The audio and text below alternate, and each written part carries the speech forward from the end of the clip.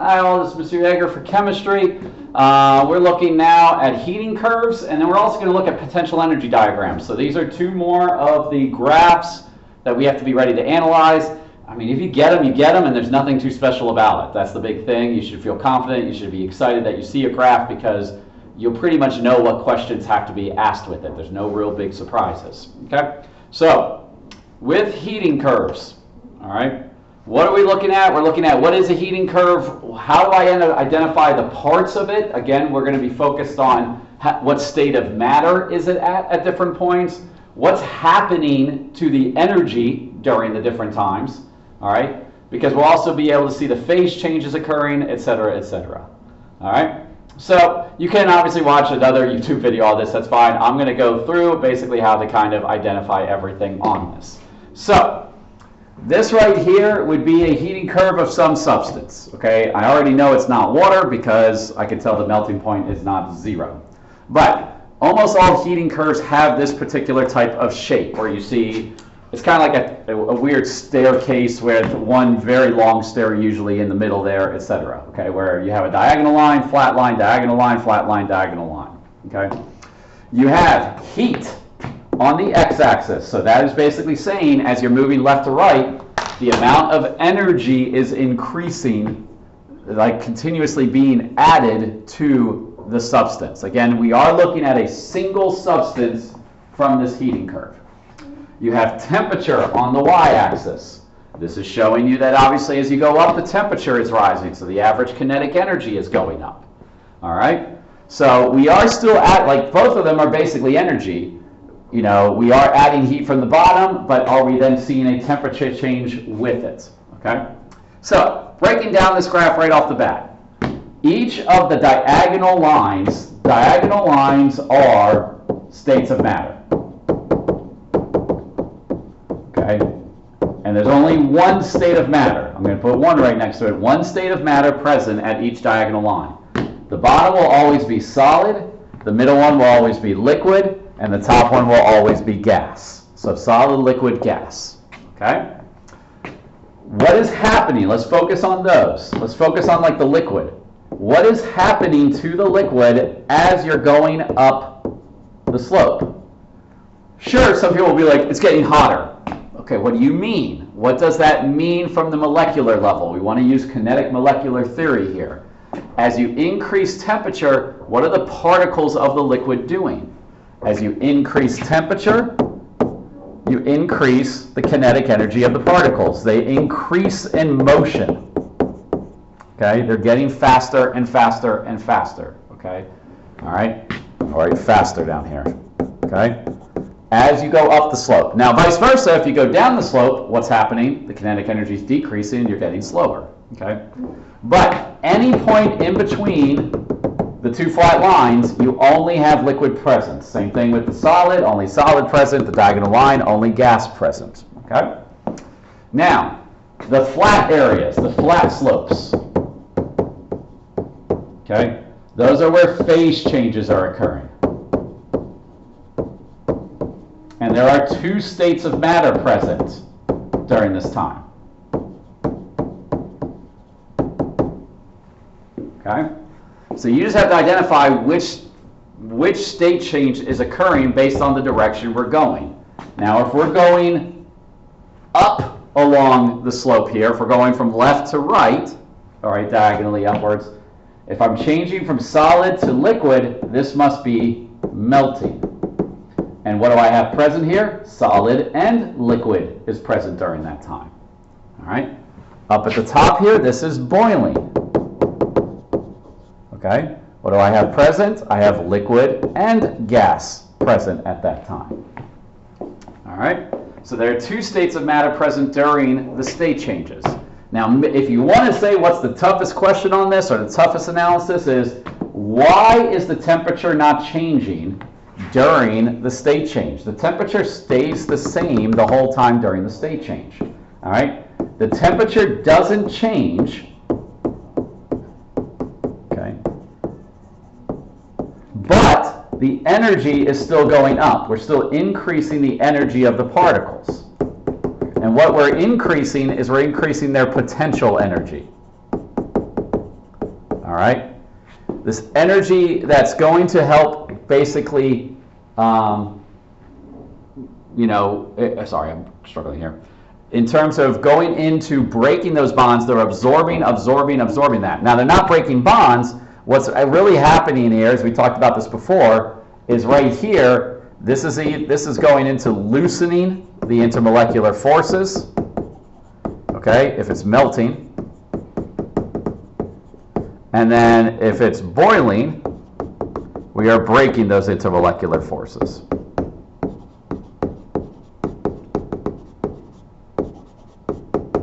Okay. The biggest questions that really come out of this, besides maybe you have to explain those would be the hardest ones, is just what state of matter is present at this temperature? What is happening at this temperature? Is it melting? Is it freezing? Is it boiling? Is it whatever? Okay. That's what you're basically looking at with these diagrams when you answer the questions with it. Do not overthink them. Do a good job of just finding that data point. If we have multiple data points, usually we'll just be like, what's happening at 20 degrees? It's a liquid. And go from there. Be able to identify the melting point, be able to identify the boiling point. Okay? That's the main ideas with this. Okay? Now, I do like pointing out with this, and this is a good part to do it, is the difference between the heat of fusion and the heat of vaporization. Look at how much bigger vaporization is. It's almost, 7 times larger than the heat of fusion. Why would the vaporization be so much larger? Why do we need so much more energy to vaporize versus to melt? It's again because we are breaking the IMF during vaporization, while we are only loosening them in the fusion. So we don't need as much energy just to loosen the intermolecular forces, but we need a lot of energy to break them. Okay? So, again, this is another good picture kind of showing of everything there. We do usually put like A to B, B to C will be like what's happening between D and E. And again, you have to pay attention, are we looking as it goes backwards and goes down, or are we looking as we're going up? Okay? We do have things called cooling curves, which basically, I'll just draw one out. A cooling curve would just be where you see it coming down instead. Something like that. Sorry, I'm going to keep going there. So in that case, you have gas at the top, liquid still in the middle, and solid at the bottom. This would be condensation. This would be freezing. All right. There you go. Good, good, good. So, that's one diagram. What about our other diagram I'm bringing up? Potential energy diagrams, potential energy curves, coordinate energy diagrams, whatever you want to call them, okay? So, what we're looking at here is we're actually going to look now at chemical reactions and enthalpy changes, all right? So, the other one was phase change. This is a chemical reaction that we need to figure out the delta H, okay? But same thing. These are very straightforward. You get the same questions, so let's go over that, okay? This is going to show you the change in energy that occurs during a reaction. Again, we either have endothermic or exothermic. Remember, endothermic means you're increasing the energy from what you started with, okay? We're going to see this as products have greater energy than reactants. Products will be greater than reactants in terms of energy. Okay? If it's exothermic, reactants will be greater than products in terms of energy. And we'll be able to easily see this really, really quick on the curves if we're doing well. All right? So, we'll get to the diagram. You'll see the x-axis will be time, y-axis will be energy, and then the curve itself is actually the movement of the reaction from reactants to products. We do have some other things on it. This will be easier once we kind of see it, but I guess we'll explain it. We do need to talk about what's called the activation energy. All right, the activation energy is the energy that the reactants need in order for the reaction to progress. So this is the idea where, if you're trying to cook something, you can't sit there and just, heat it up to 60 degrees. Like chicken needs to have an internal temperature, obviously, to be completely safe, of 160, I think it's like 165 or 185. Don't listen to me with it, but there's a particular temperature with meats that you need. You can't sit there and be like, I'm going to cook this chicken at 80 degrees. It's never going to cook, okay? You haven't gotten enough energy to get the reactions to really start going for the, for the chicken to begin cooking. So there's a minimum amount of energy that you need to start. That's the activation energy. Now, this is the minimum. You can give it much more energy than that if you want, and it'll make the reaction easily go. You can easily go ahead and broil your chicken and cook it at 550 degrees, all right? It might make it go faster. It might completely char the thing, okay? Now, when you reach that minimum amount of energy, you create something with the reactants. What happens is you create this complex where you've broken the reactants bonds, like the chemical bonds between the reactants, okay, or of the reactants, and they're in this transition state where they're like, wait a minute, we're not together, we have enough energy that we're kind of happy, but this is still unstable. That's called the transition state or activated complex. That occurs at the peak of the activation energy that is right in between the reactants and products being formed. Okay? We do have a catalyst. We'll show how that affects the potential energy diagram. Catalysts speed up chemical reactions. They do this. This is the key thing, by lowering the activation energy. Okay? They make it easier for that transition complex to form and therefore then move toward the products. All right? So here is what a potential energy diagram basically looks like. You can see I have reaction coordinate. Basically that's just saying the progress of the reaction. That's what the x-axis is. We're moving from the beginning to the end, from left to right. Energy is on the y-axis. Okay? This is what you always will look at. The left side at the bottom of the curve is always where the reactants are. The right side at the bottom of the curve is where the products are. Now this curve over here could end up higher. It doesn't have to be lower than the reactants, but this is specifically an exothermic reaction, so that's one of the things you can easily figure out first, is that the products is at a lower energy than the reactants. And that is one of the things you're going to have to be able to read off this. If I will say, what is the energy of the reactants? You just need to go up to that line, to the reactants, and figure out the energy. What's the energy of the products? Go up to that line. What's the energy of the products? Okay? The enthalpy, okay, the enthalpy, which we could label delta H. I don't know why it has delta E there. Okay? I mean, it is still that way. All right?